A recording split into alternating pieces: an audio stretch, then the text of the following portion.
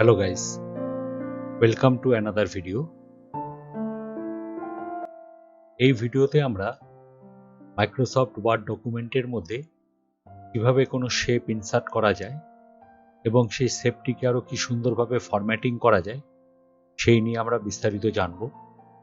ভিডিওটি পছন্দ হলে অবশ্যই লাইক, শেয়ার এবং সাবস্ক্রাইব করবেন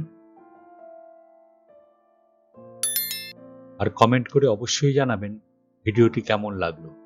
তাহলে চলুন শুরু করা যাক মাইক্রোসফট ওয়ার্ড ডকুমেন্টের মধ্যে কিভাবে কোনো শেপ ইনসার্ট করা যায়। প্রথমেই আমরা একটি ওয়ার্ড ডকুমেন্ট খুলে নিলাম। এবার আমরা এখান থেকে ইনসার্ট ট্যাবের আন্ডারে ইলাস্ট্রেশনস গ্রুপের অধীনে শেপস অপশনটিতে ক্লিক করে এখান থেকে আমরা যদি কোনো বক্সের মধ্যে কোনো কিছু লিখতে যাই তাহলে আমরা এখানে প্রথম থেকেই নিতে পারি এই টেক্সট বক্স অপশনটি। এই টেক্সট বক্স অপশনটির মাধ্যম দিয়ে আমরা এখানে একটি টেক্সট বক্স কেটে নিলাম এবং সেই টেক্সট বক্সটির মধ্যে আমরা আমাদের সুবিধা মতন যা ইচ্ছা তাই লিখতে পারি। এবং এই টেক্সট বক্সটিতে ক্লিক করলেই এখানে শেপ ফরম্যাট নামে আরেকটি ট্যাব চলে এসেছে এবং টেক্সট বক্সটির বাইরে ক্লিক করলেই এই ট্যাবটি চলে যাবে। আবার টেক্সট বক্সটির মধ্যে ক্লিক করলেই এই শেপ ফরম্যাট ট্যাবটি চলে আসবে। এই শেপ ফরম্যাট ট্যাবটির মাধ্যম দিয়ে আমরা এই শেপটির মধ্যে বিভিন্ন রকমের কালার, লেখার স্টাইল ইত্যাদি বিভিন্ন ধরনের পরিবর্তন করতে পারি। আর টেক্সট বক্সটিতে ক্লিক করে আমরা যদি এখানে ডিলিট কিতে প্রেস করি তাহলে টেক্সট বক্সটি মুছে যাবে। এছাড়াও আমরা এই শেপস অপশনের মাধ্যম দিয়ে আরো বিভিন্ন ধরনের শেপ যেরকম লাইন, রেক্ট্যাঙ্গেল, বেসিক শেপস আরো বিভিন্ন ধরনের শেপ আমরা আমাদের ডকুমেন্টের মধ্যে নিয়ে আসতে পারি। যদি আমরা এখানে কোনো লাইন আঁকতে চাই তাহলে আমরা এই লাইনের আন্ডারে এই লাইনটিতে ক্লিক করে আমরা যদি এখান থেকে মাউসটিকে চেপে রেখে ডান দিকে টানি তাহলে দেখুন একটি লাইন তৈরি হয়ে যাচ্ছে। এবং এই লাইনটিকে যদি আমরা পুরোপুরি সোজা লাইন টানতে চাই তাহলে শিফট চিপে আমরা লাইনটি যদি টানি তাহলে লাইনটি একদম স্ট্রেট লাইন তৈরি হবে। আবার লাইনটির মধ্যে যদি আমরা ক্লিক করি, ক্লিক করার পর আমরা যদি এখানে ডিলিট কিতে প্রেস করি তাহলে লাইনটি মুছে যাবে। এবার আমরা চলে আসি এখান থেকে টেক্সট বক্সের মাধ্যম দিয়ে কিছু লিখে এবং সেই শেপটিকে আরো বিভিন্ন সুন্দর কিভাবে ফরম্যাট দেওয়া যায়। টেক্সট বক্স আমরা এখান থেকে না কেটেও আমাদের একদম এদিকে ডান দিকে টেক্সট গ্রুপের আন্ডারে টেক্সট বক্স বলে একটি অপশন আছে। এখান থেকে আমরা যদি ড্র টেক্সট বক্সে ক্লিক করি তাহলে সেখানেও চেপে রেখে আমরা একটি টেক্সট বক্স এঁকে নিতে পারি। ইনসার্ট থেকে শেপসের আন্ডারে টেক্সট বক্সে ক্লিক করে আমরা একটি টেক্সট বক্স কেটে নিলাম এবং এই টেক্সট বক্সটির মধ্যে আমরা কোনো কিছু টাইপ আউট করে নিলাম। এবার এখান থেকে যে শেপ ফরম্যাট আছে এই শেপ ফরম্যাট ট্যাবের আন্ডারে যা অপশনসগুলি আছে সেগুলি আমরা স্টেপ বাই স্টেপ দেখব। প্রথমে আমরা যদি এখান থেকে শেপ স্টাইল অপশনের আন্ডারে আসি, এখানে ড্রপ ডাউন অ্যারোতে ক্লিক করলে এখানে শেপের বিভিন্ন ধরনের কালার আমরা দেখতে পাচ্ছি। দেখুন আমি মাউসটার উপর নিয়ে যাচ্ছি আর এটি ক্রমশ চেঞ্জ হচ্ছে। এছাড়াও যদি আমরা শেপটিকে ফিল করতে চাই তাহলে এখান থেকে আমরা বিভিন্ন কালার দিয়ে এটাকে ফিল আপ করতে পারি। যদি শেপটির মধ্যে কোনো পিকচার আনতে চাই তাহলে পিকচার অপশনে ক্লিক করে এখান থেকে আমরা ইনসার্ট পিকচার যে বক্সটি চলে এলো সেখান থেকে ফ্রম এ ফাইলে ক্লিক করে আমরা এখান থেকে আমাদের কম্পিউটারে রাখা যে ছবিগুলি আছে সেখান থেকে আমরা যে কোনো একটি ছবি নিয়ে নিতে পারি। নিয়ে যদি আমরা এখানে ইনসার্ট বাটনে ক্লিক করি তাহলে দেখুন পেছন দিকে এই ছবিটি চলে আসছে। এছাড়াও আমরা যদি এখান থেকে গ্রেডিয়েন্টে যাই তাহলে গ্রেডিয়েন্ট দিয়ে আমরা এখানে বিভিন্ন শেডেড কালার নিতে পারি। এখানে যেগুলি আছে সেগুলি বাদেও যদি আমরা অন্য কোনো কালার নিতে চাই তাহলে আমাকে এখানে যেতে হবে মোর গ্রেডিয়েন্টস। মোর গ্রেডিয়েন্টসে গিয়ে আমরা এখান থেকে বিভিন্ন ধরনের গ্রেডিয়েন্ট নিতে পারি। যেরকম দেখুন এখানে আছে প্রথমে সলিড ফিল, এখান থেকে যে কোনো আমরা কালার দিয়ে এটাকে ফিল আপ করতে পারি। ডান দিকে যে পেনটি চলে এসে সেখান থেকে গ্রেডিয়েন্ট ফিলে ক্লিক করলে এখান থেকে আমরা বিভিন্ন ধরনের প্রিসেট অলরেডি করা আছে সেরকম কিছু নিয়ে নিতে পারি। এখান থেকে দেখুন মাউসটিকে এর উপর নিয়ে গেলে দেখুন চেঞ্জ হয়ে যাচ্ছে। এখান থেকে আমরা লিনিয়ার না রেডিয়াল না রেক্ট্যাঙ্গেল না পাথ কোনটা চাই সেই অনুযায়ী আমরা এটাকে চেঞ্জ করতে পারি। যদি আমরা এখান থেকে পিকচারে যাই এখান থেকে আমরা কোনো পিকচার ইনসার্ট করতে পারি ইনসার্ট পিকচার থেকে।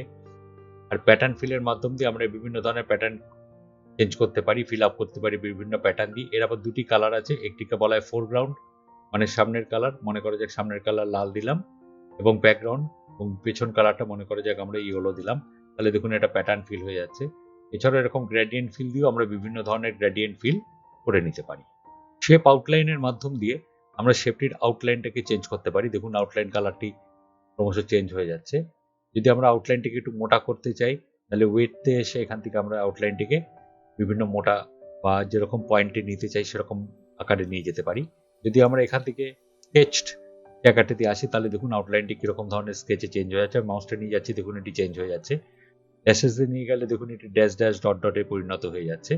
যদি আমরা এখানে নো আউটলাইন বলি তাহলে কোনো আউটলাইন থাকবে না।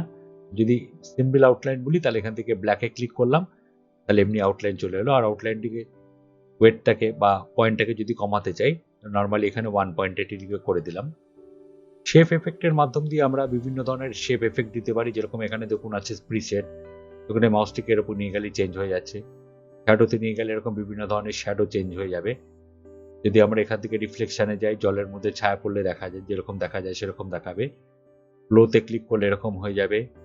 সফট টাচ করলে কোণাগুলো ক্রমশ হালকা হতে থাকবে। বিভেলে ক্লিক করলে দেখুন এই ধরনের চেঞ্জ হবে। আর 3D রোটেশন করলে আমরা বিভিন্ন দিকে এরকম রোটেট করে নিতে পারি। যে কোনো একটিতে চেঞ্জ করার পর আমি যদি সেটিকে আবার আগের অবস্থায় নিয়ে আসতে চাই তাহলে সেভ এফেক্টে গিয়ে প্রিসেটে গিয়ে আমাদের একদম প্রথমটাতে ক্লিক করতে হবে নো প্রিসেট, তাহলে এটি যেমন ছিল সেই অবস্থায় চলে আসবে। তারপরে ওয়ার্ড আর্ট স্টাইল যে গ্রুপটি আছে তার আন্ডার থেকে আমরা এখান থেকে টেক্সট বক্সের মধ্যে যে লেখাটি আছে এই লেখাটির স্টাইলটাকে বিভিন্ন ধরনের চেঞ্জ করতে পারি। দেখুন মাউসটাকে আমি নিয়ে যাচ্ছি, ক্রমশ চেঞ্জ হয়ে যাচ্ছে।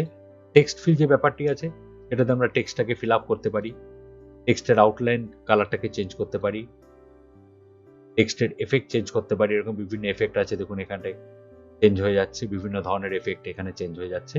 টেক্সট ডাইরেকশনটাকে যদি চেঞ্জ করতে চাই এরকম দেখুন আমরা টেক্সটটাকে ডান দিকে ঘোরাতে পারি, টেক্সটটাকে 270 ডিগ্রিতে ঘোরাতে পারি, আবার নর্মালি হরিজন্টাল করতে পারি।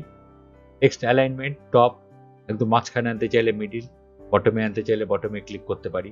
আবার আমরা যদি অন্য কোনো শেপ নেই, ধরুন এই টেক্সট বক্সটিকে আমরা মুছে দিলাম, এবার এখান থেকে ইনসার্টে গিয়ে শেপসে ড্রপ ডাউন অ্যারোতে ক্লিক করে আমরা এখান থেকে অন্য ধরনের যদি আমরা এখান থেকে মনে করা জায়গায় একটা কোনো ব্লক অ্যারো নিলাম,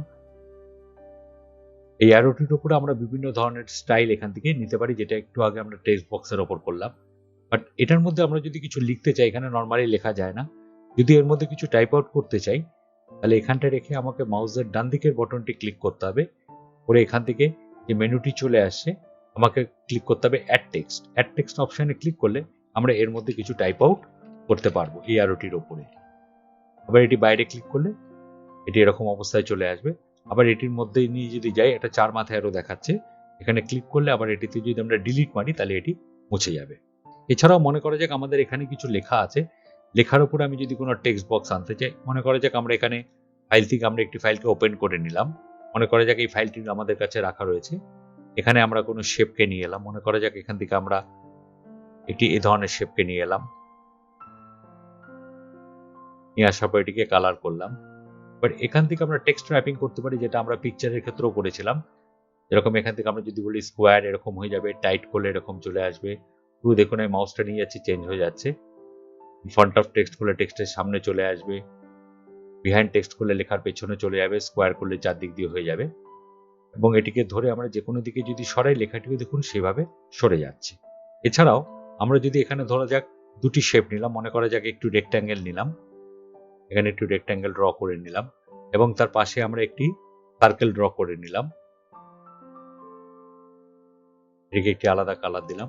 এবার আমরা যদি এই শেপটিতে ক্লিক করি, রেক্ট্যাঙ্গেলে ক্লিক করি, দেখুন সার্কেলে সিলেক্ট উঠে যাচ্ছে, বা সার্কেলে ক্লিক করলে দেখুন রেক্ট্যাঙ্গেলে সিলেক্ট উঠে যাচ্ছে। দুটোকে যদি আমরা একসঙ্গে সিলেক্ট করতে চাই তাহলে রেক্ট্যাঙ্গেলে ক্লিক করলাম এবং শিফট চিপে রেখে আমরা সার্কেলে ক্লিক করলাম, দেখুন দুটি একসঙ্গে সিলেক্ট হয়ে গেল। এবারে শিফট ফরম্যাটের আন্ডারে অ্যারেঞ্জের আন্ডারে যদি আমরা গ্রুপে যাই, গ্রুপে গিয়ে যদি ক্লিক করি তাহলে দেখুন দুটি একসঙ্গে একটি গ্রুপের আন্ডারে চলে এলো। আবার যদি এটাকে ভাঙতে চাই তাহলে আমাদের এখানে গিয়ে গ্রুপের আন্ডারে ক্লিক করে এখানে আনগ্রুপে ক্লিক করলে এটি ভেঙে যাবে। এই শেপটিকে আমরা একটু ছোট করে নিলাম, এই শেপটিকে আমি রেক্ট্যাঙ্গেলের ওপর নিয়ে এলাম। এবার আমরা যদি এটাকে পিছন দিকে নিতে চাই তাহলে আমাদের এখানে ক্লিক করতে হবে সেন্ড ব্যাকওয়ার্ড। সেন্ড ব্যাকওয়ার্ডে ক্লিক করলে দেখুন এটি রেক্ট্যাঙ্গেলের পেছনে চলে যাচ্ছে। আবার ব্রিং ফরওয়ার্ডে ক্লিক করলে এটি রেক্ট্যাঙ্গেলের সামনে চলে আসবে। এবার মনে করা যাক আমরা এই শেপ থেকে একটি অ্যারো নিলাম, এবার এই অ্যারোটিকে যদি আমরা ঘোরাতে চাই বা রোটেট করতে চাই তাহলে এই অ্যারেঞ্জ গ্রুপের আন্ডারে রোটেট যে অপশানটি আছে সেখানে ক্লিক করে আমরা এখানে যদি বলি রোটেট রাইট তাহলে দেখুন তার দিকে 90 ডিগ্রি ঘুরছে, লেফট করলে বাঁ দিকে। যদি আমরা এখান থেকে বলি ফ্লিপ হরিজন্টাল তাহলে আয়নায় দেখলে যেমন লাগবে ঠিক সেরকম হয়ে যাচ্ছে, আর ফ্লিপ ভার্টিক্যাল করলে এটা পুরো উল্টে যাবে। যদি আমরা শেপটিকে বড় বা ছোট করতে চাই তাহলে এই সাইডে যে গোল গোল বক্সগুলি আছে এগুলিকে আমরা মাউসটি এখানে নিয়ে আসলে একটা দুমাথায় আরো দেখাচ্ছে, এটিকে চেপে রেখে আমরা বড় করতে পারি বা চেপে রেখে আমরা ছোট করতে পারি। এটি না করেও একদম ডান দিকে যে সাইজ গ্রুপটি আছে তার আন্ডারে যে হাইট এবং উইডথ আছে এখানেও আমরা যদি ক্লিক করি তাহলে এই ওপরের অ্যারোটিতে ক্লিক করলে এটি আস্তে আস্তে হাইটটি বড় হতে থাকবে, আবার উইডথে যদি আপ অ্যারোটিতে ক্লিক করি তাহলে উইডথটি আস্তে আস্তে বড় হতে থাকবে।